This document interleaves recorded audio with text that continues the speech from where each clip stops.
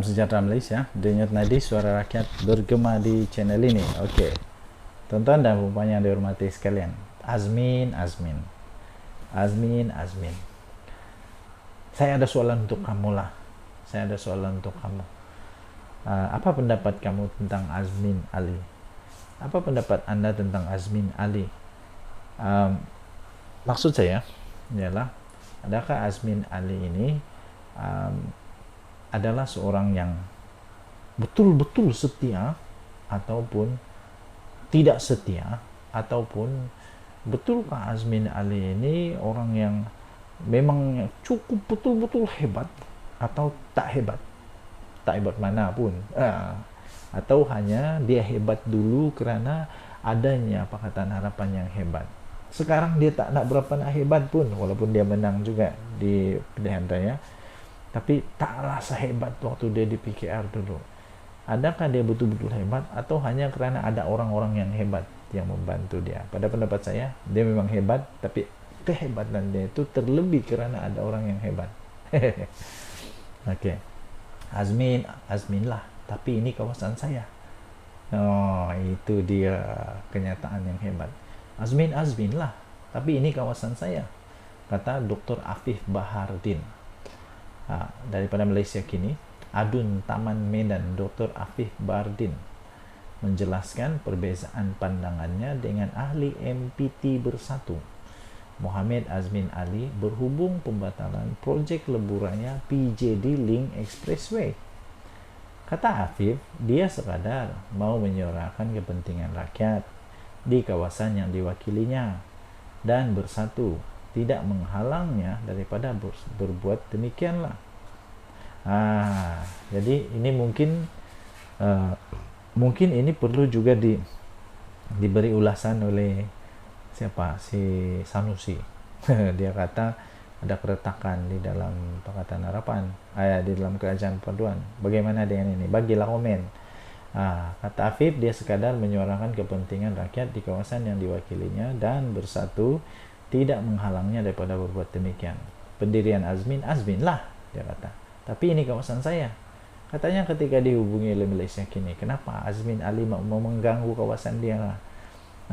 Nanti tiba-tiba betul-betul pula jadi seperti dakwaan yang dulu-dulu dalam berita yang sebelum-sebelum ini, artikel-artikel sebelum ini menyatakan ada apa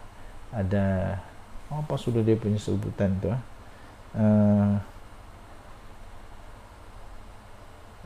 apa aja lah, aku lupa lah. Afif mengulas ahli parlimen Petaling Jaya Lee Chian Chung yang membangkitkan perbezaan pendiriannya dengan Azmin yang juga adalah pengurusi Bersatu Selangor. Jadi katanya, saya tidak tahulah kalau Chen Chuan kata kena dengar arahan orang lain, katanya. Setakat ini tidak ada arahan dari Azmin yang saya tidak boleh menyuarakan apa-apa perkara bagi pihak rakyat yang saya wakili, katanya. Dan tambahnya lagi, kami Bersatu tidak mengamalkan perkara itu, jelasnya lagi. Pada 9 Ogos tahun lalu, media dalam talian Pro PN melaporkan Azmin berkata tiada gunanya membina lebuh raya di bandar ini atas alasan untuk menyelesaikan kesesakan lalu lintas. Kata kenyataan itu, prinsip saya ialah mengapa Anda memerlukan lebuh raya dalam bandar. Kalau di luar, sebagai jalan lingkaran luar, itu boleh dipertimbangkan. Tapi dalam Petaling Jaya dan Shah Alam, Anda tidak memerlukan lebuh raya lain. Apa yang diperlukan adalah pengangkutan awam, kata Azmin pada ketika itu. Sementara itu, Afif mencabar Lee. Gambar di atas, ada gambar Lee juga, untuk mengemukakan penyelesaian terhadap masalah kesesakan lalu lintas di kawasan Taman Medan. Terdahulu, Afif percaya projek lebuh. Salam sejahtera Malaysia. Ini berita terkini tentang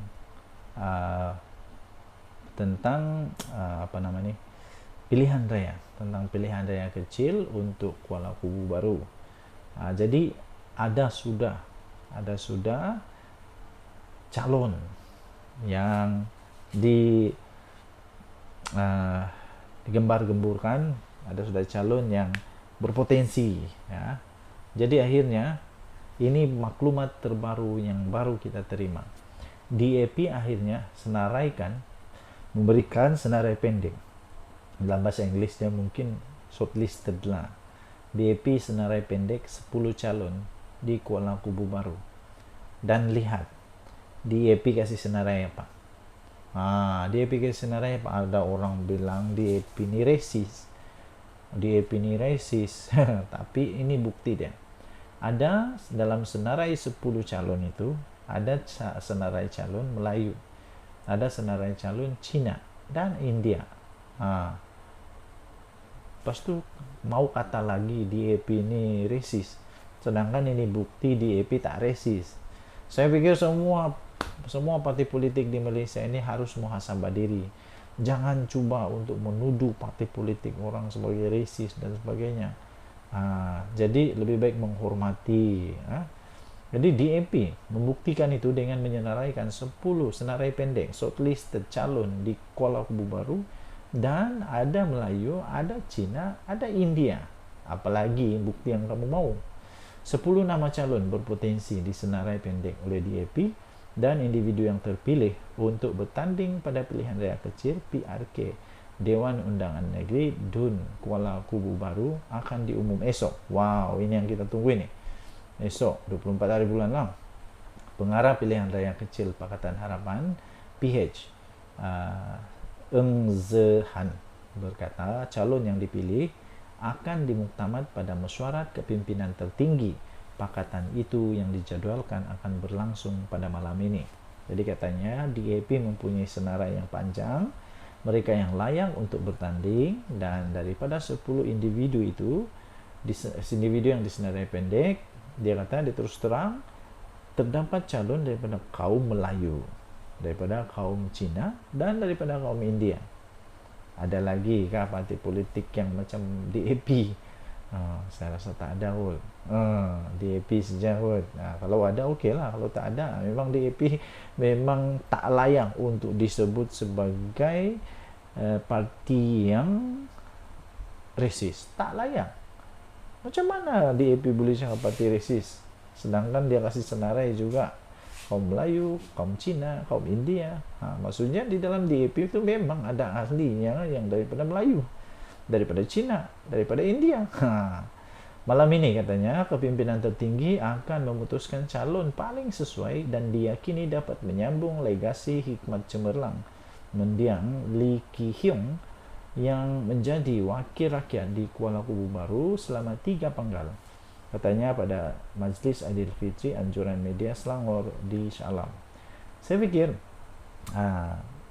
calon ini ataupun mendiang Lee Ki Hyong ini daripada DAP membuktikan bahawa DAP diterima di sana, dan itu bukti DAP buat kerja dengan baik di sana sampai dia boleh berapa? 3 panggal dia menang di sana. Kalau orang tak bagus, tak pandai buat kerja, 1 panggal je lah. Tapi kalau 2 panggal itu memang bagus, 3 panggal itu memang luar biasa bagus. Jadi ini kelebihan untuk DAP untuk menang. Sebab kenapa? Ternyata bahwa mereka memang buat kerja bagus. Mengakui setiap pilihan raya mempunyai risiko dan cabaran tersendiri. Eng yang juga Exco Pelaburan, Perdagangan dan Mobiliti Selangor berkata pemilihan calon yang betul akan memudahkan gerak kerja kempen dalam usaha mengekalkan pencapaian cemerlang PH, khususnya DAP di kerusi itu, katanya. PRK ini bukan kempen DAP, katanya, dan PH saja, tapi ia adalah pilihan raya yang menyaksikan kita berkempen atas nama Kerajaan Perpaduan yang turut didukung oleh UMNO. Dengan gabungan kekuatan serta pengalaman yang dimiliki, katanya, kita yakin akan mendapat sokongan daripada penduduk dan juga pengundi, katanya. PRK DUN Kuala Kubu Baru diadakan berikutan kematian penyandangnya Lee, 58 tahun, pada 21 Mac yang lalu lepas daripada akibat kanser. Okey, jadi Suruhanjaya Pilihan Raya menetapkan 11 Mei sebagai hari pengundian dan Sabtu ini sebagai hari penamaan calon. PRK DUN Kuala Kubu Baru adalah PRK ke-7 selepas PR15 dengan 6 daripadanya dilaksanakan tahun lepas, iaitu Parlimen Kuala Terengganu Ogos dimenangi oleh PAS, Parlimen Pulai Dun Simpang Jeran, Dun Pelangai, Dun Jepak, dan Parlimen Kemaman. Nah, daripada semua itu berapa yang PAS menang, berapa yang Perikatan Nasional menang, berapa yang kerajaan menang. Dah tahulah. Kalau daripada itu kita mungkin boleh tahu siapa yang bakal menang. Jadi apa pendapat Anda? Sila tinggalkan komen siapa yang bakal menang di PRK Dun Kuala Kubu Baru. Denyut nadi suara rakyat bergema di channel ini. Jangan lupa untuk tekan butang subscribe, like, dan share. Bye-bye. Salam sejahtera Malaysia. Denyut nadi suara rakyat bergema di channel ini. Diam sajalah Sanusi, kata Fahmi. Kali ini Fahmi pula yang muncul. Patutkah, pada pendapat Anda lah, patutkah untuk Perikatan Nasional mula memberikan nasihat kepada Sanusi ini? Sanusi kena ingat, dia ada lagi kes mahkamah tau. Dia ada kes mahkamah lagi yang mana dia telah mempersoalkan Agung dan Sultan Selangor. Dia kena ingat tuh. Dia kena ingat. Jadi daripada dia terus bising, lebih baik dia diam saja. Jadi ada kes-kes yang lain lagi kah? Ada lagi mungkin yang lain-lain lagi yang perlu untuk disiasat. Nanti tengoklah. Tapi mungkin ini masa dia untuk buat bising juga, tak apa. Menurut pengarah komunikasi amanah, dia kata lebih banyak Sanusi bercakap, lebih banyak lagi MP yang akan sokong Datuk Seri Anwar Ibrahim. Setiap kali Sanusi bising, dia kata satu MP sokong Anwar. Buatlah. Okey, jadi diam sajalah Sanusi, kata Fahmi. Menteri Komunikasi Fahmi Fadzil menasihatkan Muhammad Sanusi Magdur supaya menumpukan perhatian dan tugasnya terhadap tugas dan tanggung jawabnya sebagai Menteri Besar Kedah berbanding cuba untuk menyibuk di negeri yang lain. Negeri sendiri pun susah nak tabir, nak sibuk di negeri orang. Fahmi yang juga adalah jurucakap Kerajaan Perpaduan berkata hari ini kerana pengarah pilihan raya Perikatan Nasional itu terlalu banyak bercakap daripada membuat kerja. Cakapnya banyak, kerjanya sikit. Dia kata mungkin begitulah. Jadi dia kata, saya rasa daripada dia terus sibuk tentang kerajaan negeri lain, lebih baik dia sibukkanlah diri dia untuk menyiapkan pelbagai projek yang telah beliau umumkan di negeri Kedah. Sama ada projek Litar. Projek Litar ni lucu betul tau. Aku tengok gambar dia memang lucu. Projek Litar tu yang sudah diumumkan tu jadi apa sekarang? Tak jadi belukar, hutan rimba, tak pastilah. Sama ada projek Litar atau apa saja yang dia sembang banyak. Tapi projek yang tapi siap tak banyak. Projek yang siap tak banyak. Projek banyak diumum, yang siap tak banyak. Berbeza dengan Menteri Besar Selangor yang mengumum projek pembangunan dan kita dah lunaskan dan tunaikan, katanya. Jadi Menteri Besar Kedah ni dah dia ada kes hasutan melibatkan Tuanku Sultan Selangor. Saya dah cakap tadi. Ini menteri dah timbulkan semula tau. Menteri timbulkan semula, ini amaran paling keras ini. Bila menteri sendiri sebut benda itu sekali lagi, ini peringatan tegas. Ini peringatan paling tegas, peringatan supaya Sanusi bagus diam. Ingat, Menteri Besar Kedah ini dahlah dia ada kes hasutan melibatkan Tuanku Sultan Selangor. Jadi saya rasa diam sajalah Sanusi. Ini mungkin amaran keras. Lebih banyak kau cakap, lebih banyak kau masalah nanti. Lebih baik banyak diam, banyak berdoa supaya tidak bersalah. Kalau bersalah nanti kena penjara kah, kena hukum kah, boleh tahu dilucutkan kelayakan sebagai Menteri Besar. Jadi, kata Fahmi dalam sidang media, selepas majlis menandatangani memorandum persefahaman di antara Pertubuhan Keselamatan Sosial Perkeso dan Perbadanan Kemajuan Filem Nasional Malaysia FINAS di Kuala Lumpur hari ini. Sanusi semalam berkata tindakan MIC dan MCA itu memboikot PRK Kuala Kubu Baru, memberi kelebihan kepada PN. Jangan dulu yakin tau, jangan dulu yakin. Diorang boikot pun belum tentu lagi. Diorang punya penyokong dulu, penyokong MIC dulu, penyokong MCA dulu. Belum tentu diorang tu masih setia dengan MIC dan MCA. Belum tentu. Belum tentu diorang mau sokong Perikatan Nasional. Belum tentu. Pemimpin PAS itu juga berkata pihaknya mahu meretakkan lagi hubungan kerajaan PHBN yang menurutnya kini telah pun sedia retak. Katanya kita akan retakkan lagi untuk menjadi belah. Mereka sudah retak. Kita akan pecahkan lagi. Itu kerja politik. Katanya ketika ditemui oleh pemberita di Kuala Lumpur. Sanusi ini kalau pemecah, merusak. Dia memang tahulah kerja tuh. Sebab itu dia kata kita akan letakkan lagi. Sebab ini kerja politik. Dia tahu benda tuh. Memang pakar pecah memecah Sanusi ini. Dia patut belajar macam mana untuk membuat penyatuan. Bukan membuat pemecahan. Kerusi DUN Kuala Kubu Baru kosong berikutan kematian penyandangnya Lee Ki Hyong pada 1 Mac lalu selepas dia mewakili kawasan berkenaan sejak tahun 2013 lagi. Suruhanjaya Pilihan Raya akhirnya telah menetapkan hari mengundi pada 11 Mei. Manakala hari penamaan calon pada 27 April. Sekarang 23, ada 4 hari lagi. Tarikh pengundian awal pula ditetapkan pada 7 Mei. Kuala Kubu Baru merupakan kerusi campuran dengan pecahan pengundi Melayu terdiri daripada 50%, daripada 51% diikuti oleh China 30%, dan India 18%, manakala baki 1% lagi bagi kaum lain. Jadi kita tengoklah nanti adakah Sanusi akan terjilat ludah sendiri ataupun Sanusi akan dipenjarakan cepat-cepat kerana hendaklah belum tahu lagi. Tapi ada kemungkinan dia bakal akan dipenjara, didenda dan sebagainya kerana dia ada kes hasutan yang melibatkan Tuanku Sultan Selangor, dan dia juga ada kes dengan Agung kalau saya tidak silap. Jadi lebih baik betul lah, lebih baik dia ikut kata Fahmi Fadzil nih, menasihatkan supaya Muhammad Sanusi diamlah, daripada bising diam sajalah, dan daripada duk sibuk tentang negeri orang, bagus kamu sibuk dengan negeri kamu sendiri, kasih siaplah projek-projek kamu yang belum siap tuh. Tunaikanlah janji-janji kamu tuh, jangan sampai orang tanya mana janji.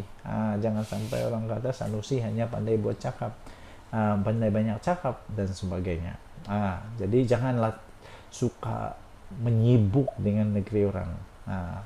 Jangan suka menyibuk dengan negeri orang, jangan suka menyibuk dengan perkara yang belum tentu lagi membawa kebaikan. Dan satu lagi, saya pikir Sanusi kena jadi pakar di dalam penyatu paduan, bukan menjadi pakar kepada pemecah belahan. Sebab dia sendiri mengakui bahwa dia tahu kerja politik itu adalah memecahkan. Dia kata begini, tahu, kita akan retakkan lagi untuk menjadi belah. Mereka sudah retak, kita akan pecahkan lagi. Itu kerja politik, katanya. Jangan nanti kena karma. Azmin sudah kena karma, siapa lagi kena karma? Jangan sampai nanti Sanusi pula kena karma juga. Apapun, sekali lagi seperti saya selalu kata, kita jangan berpikiran yang terlalu buruk tentang orang lain, tapi kita sentiasa mendoakan yang terbaik untuk siapa saja. Kita doakan negara Malaysia, kita doakan semua pemimpin politik negara Malaysia, sama ada pembangkang kah, sama ada kerajaan kah, kita doakan bersama-sama. Denyut Nadi Suara Rakyat bergema di channel ini. Jangan lupa tekan butang subscribe, like, dan share. Bye-bye.